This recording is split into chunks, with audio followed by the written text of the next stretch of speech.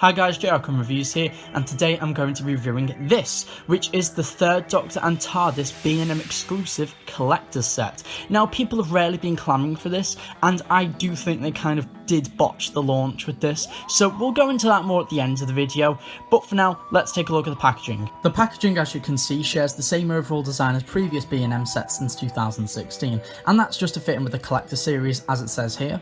So we do get that really lovely purple and orange and pink contrast, which I think rarely does show off the figure very well. At the bottom we see the Doctor Who logo, which I was disappointed in as I was expecting it to be the new logo. It says the Third Doctor and TARDIS collector set with opening doors, you know, a feature that I bloody well hope a TARDIS has. And as you can see, a giant window which shows off the figures very well. The top of the box continues the same design that was on the front, along with the same information. On the right side of the packaging we see that horrific prototype, which rarely doesn't reflect what the actual TARDIS looks like in person. In my opinion, it just looks very photoshopped, or the paint was just really crap, but again it just repeats the same information that was on the front of the box. Left side of the packaging gives us an alternate view of the actual TARDIS and figure. On the back of the box we see that horrific prototype image once again, a statement of again what features of the set are, and a bio on the TARDIS which I will let you read. Snipping the tape at the top allows you to gain access to the actual set itself, and taking off the little plastic protector at the top for the TARDIS.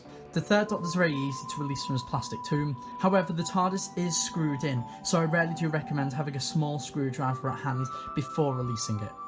So here we have the actual Third Doctor and TARDIS itself. Now in total this took about an hour and a half to actually fully remove from the packaging, and I will explain why, as that was due to a fault, so I'll go into more detail about that when I get round to the TARDIS, just to warn people about this fault in case you might have it, or just in case you're worried about it actually happening.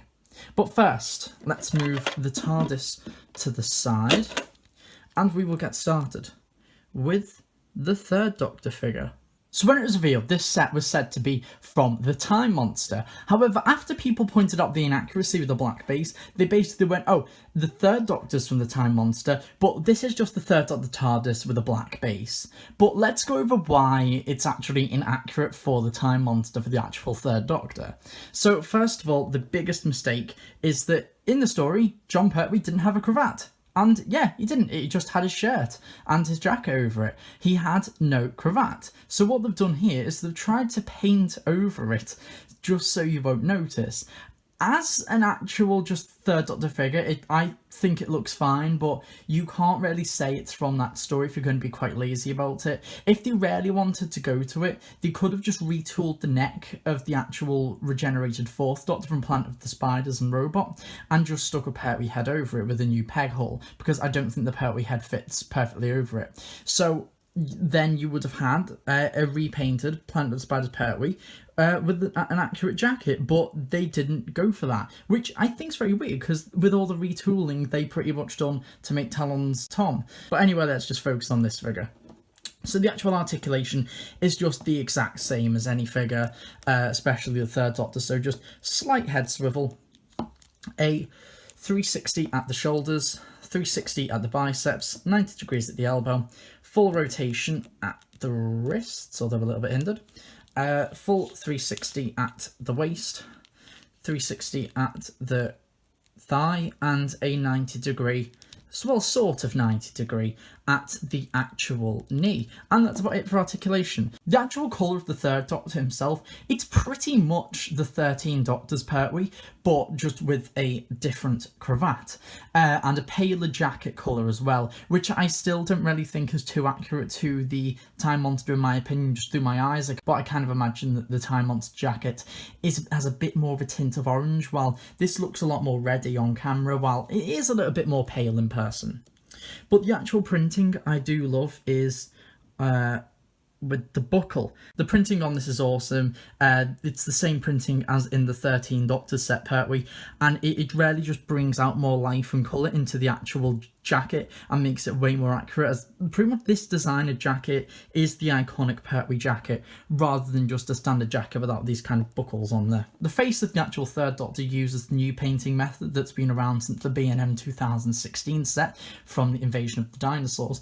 Just to compare, we've got Pertwee from the Time Warrior, and you very much can see how the new paint apps just bring out the detail and just gives a striking resemblance to Pertwee, while this one kind of looks a bit more vacant, I do think. Talking more about paint apps, you can see all those wrinkles a lot more better, and it just looks a lot more natural. My only problem is kind of how he has grey lips, kind of, which was a very weird choice, but they've done a much better job on the actual hair with the grey wash they've given him. One thing I'm really impressed about this figure is the trimming of the jacket, which I just think is done really, really clean. There's a little bit off sections, but you know what? Overall, for a budget set, I think they've done a pretty fab job with Pertwee. The actual legs are just more this grey-brown, which I really do like, and overall I just think it's a fab colour scheme that they've chosen, but it's just a shame it's a bit more inaccurate. In my opinion, I just would have re-released the 13 Doctors set Pertwee, to be perfectly honest, and just said it's from season 8, or I just would have done a different variation and just done the 3 Doctors. May have had the bow tie again, but at least it'd be a lot more accurate. Overall, the actual third Doctor himself, I'm super pleased with. When you actually overlook the fact that it's meant to be from the Time Monster, it's a really well built and painted figure, and it just looks rather nice. The cravat doesn't bother me too much, as it, again, I just view this as just a general third Doctor, but it came out good, the paint apps are clean, and that's really what you want from a figure. Now onto the reason why everybody's been clamouring and killing each other for this set, the TARDIS. This TARDIS, again, it's not the most accurate thing in the world, and we will go over that. But first, let's take a look at the detail. First thing to notice is that this is the flat roof TARDIS, which is accurate for the era, as we had the flat roof from pretty much Hartnell until the end of Baker. And yeah, this is my first classic TARDIS and my first flat roof TARDIS, so it is quite exciting. The flat roof has never been my kind of TARDIS, but it is a nice aesthetic and I do appreciate it. Around the top we see the light, which has 3 ridges going all around. This TARDIS, I will state, is non-electronic, so the light does not light up when you put it down or take it up to go on flight. The top, like the rest of the TARDIS, has a dirty washer over it, just to represent just how beat up this prop was at this point in history. Even the windows themselves, they've actually gone and put intentionally a wash over it, again just to bring out that detail and to just show how uncared for this TARDIS pretty much was around this time. The actual sign isn't accurate, as it shouldn't have this blue trim around it. However, this once again uses elements from the 7th Doctor TARDIS, so it's not going to be fully accurate, is it? Including the actual shape of it and everything else. We have the door hinge, which is painted, and a non-painted keyhole, which I do think differs from story to story. Up and down, you rarely do get that wash. On front of mine, it's not really that prominent, which I kind of do like. Mine sets mine apart from everyone else's pretty much. But on this side, you can really see how mucky this TARDIS is. On the back, the speaker holes, which serve no purpose, but again, they have to reuse the sculpt. And this section was the battery compartment. As you can see, there's no screw in there. This is just completely glued down. And again, this side is pretty much the same. This TARDIS does look really gorgeous when it catches the light. It really shows off the muddiness, but also just presents it as that wonderful TARDIS that we all know and love. For accuracy, they've even put a wash around the inaccurate Please Public Pull Box sign, which this is more the new series font, but they have to reuse assets, don't they? So we'll just let that one slide. But yeah, I really do think this wash is very, very nice, and it just separates this TARDIS from the rest as well. Now, the main problem, the bottom. I do not think they should have painted this black, because in my opinion it just looks a little bit ridiculous. In some shots you can bear it, but it does look a little bit off. First of all, it never had a base like this, the actual TARDIS. It was this very thin wooden plinth pretty much, because this prop essentially was just completely falling apart.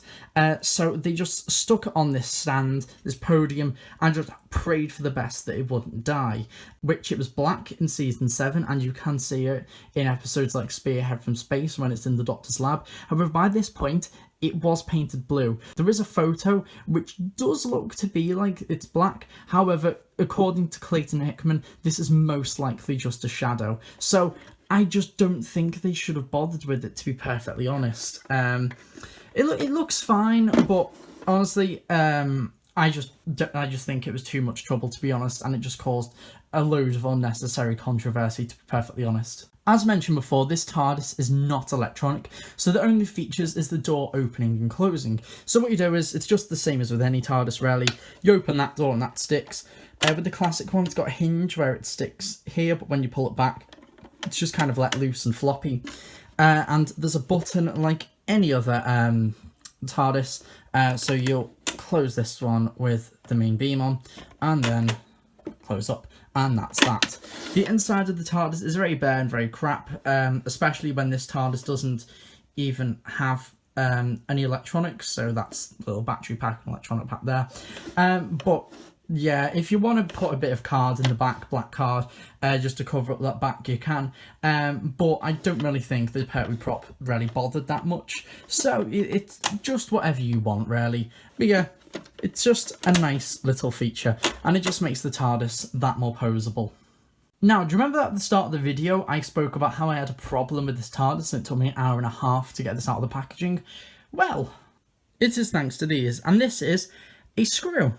And this bit of plastic is what should be inside the TARDIS. Now, story time. When I was actually unscrewing these for the review, one of the screws came out completely easily, and the other was as tight as a Robert Holmes script. And by that I mean, it was just bloody impossible to undo. What I suspect has happened is that during production, they've put the screw in, and they just tightened it and tightened it and tightened it until this snapped off inside. Which means I had to spend about an hour sawing the end of the screw off so I could take this out. Even when I took the base off, it was still in one of the base holes for the base because of this, basically. So yeah, tell me if you've had any problems with your TARDIS. I know a few people's door hinges haven't been working probably, but if you've had a similar problem, just be sure to tell me. So with the cheap cost of these does come a cheap production. Some people have said this TARDIS feels a little bit cheap as well. I kind of more feel that towards the doors. It seems to be made of a lot more of a lighter plastic with a bit more of a chalkier paint, but to me it doesn't really matter as a display piece. I also mentioned at the beginning of the video of how B&M quite frankly just botched the launch of these and made these look like they were limited edition. Basically, it seems that from my understanding, it looks like they were only really stocking these in main areas, so more down south around London and more in inner city areas like Manchester and Yorkshire, which means outer cities weren't getting these, and there's still a load of towns and cities with loads of B&Ms that don't have these. I had to get mine in Manchester because I had people there and they just brought them back for me, but it's just completely ridiculous how they've done that. And also, it opened up the scalper market, which means scalpers are going to these remaining stores and they've been selling them for like hundreds of quid. And so if you're taking these from people who genuinely want them just so you can get a profit, you're a cunt.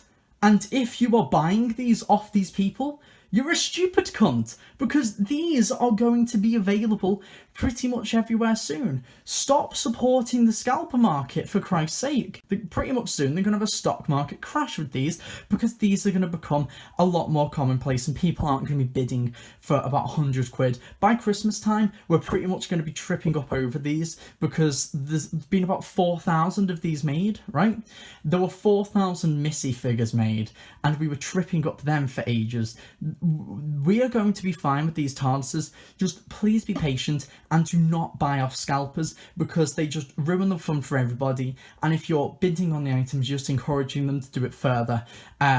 So also to scalpers, just fuck off. People have done this with the vinyls earlier this year, and it's just absolutely ridiculous, and I'm kind of glad that the Doctor Who community is wisening up to this. So honestly, if you've not got your figures yet, please hold on for about a month, because they will all be coming into stores, and there'll be loads around Christmas time as well, because they'll probably hold a lot of the stock back for them. So just please be patient and do not go for the scalpers. It's just completely not worth it. With how these have been handled at B&M, I'm starting to personally think that a bargain store with unpredictable stock per store and an automated system isn't the best place for collectible figures, and I really would like to see if they could put them in another place. Maybe go back to Forbidden Planet exclusives, maybe put these in Sainsbury's, Tesco. Right now, I just don't really think that B&M's appropriate anymore, because this year really was something compared to other years. It was honestly just ridiculous, and it still is ridiculous. There's going to be people who might not even get their hands on these, because if you are only sending these to select stores and not sending them to ones with like the 9th Doctor set and stuff like that, then again, it's just opened up the scalp market, and I'm really disappointed in B&M. Not once have I seen these people reply to somebody on Twitter. Like, HMV and Sainsbury's were bloody amazing earlier this year with the vinyls, basically replying to people saying, oh yeah, you'd be able to, you just come into store early on, here's the stores where they'll be at. None of that for B&M. None of them have replied. No matter how many likes, it's just nothing. So honestly, I don't want to see B&M carry these personally anymore. They're great figures, they're a great price, but honestly, I just don't think they should be trusted with it again, to be perfectly honest. So what do I think of the 3rd Doctor and TARDIS set? Well, it's pretty damn good. It's got a few inaccuracies, of course, but it's worth 20 quid. Like, it's only £20, so you can look over the inaccuracies. We'll see at the end in the 12th Doctor review what set I actually prefer, because after this set I'll be reviewing the 4th Doctor and then the 12th Doctor. I don't have any interest in the 11th Doctor set, since I pretty much own the Impossible Girl set with the Christmas special Matt and Oswin, so I'm really not too interested in that set, to be honest. But yeah, I would give this set overall an 8 out of 10. It's fun, it's bright, and it's just something we've needed for a very long time, and that is a classic series TARDIS. Thank you very much for watching. Next time you see me, I'll be reviewing the 70s set with the Brigadier from Season 7, the 4th Doctor from Talons of Wen Chang, and an Auton from Terror of the Autons. Thank you very much, and I'll see you later. Goodbye.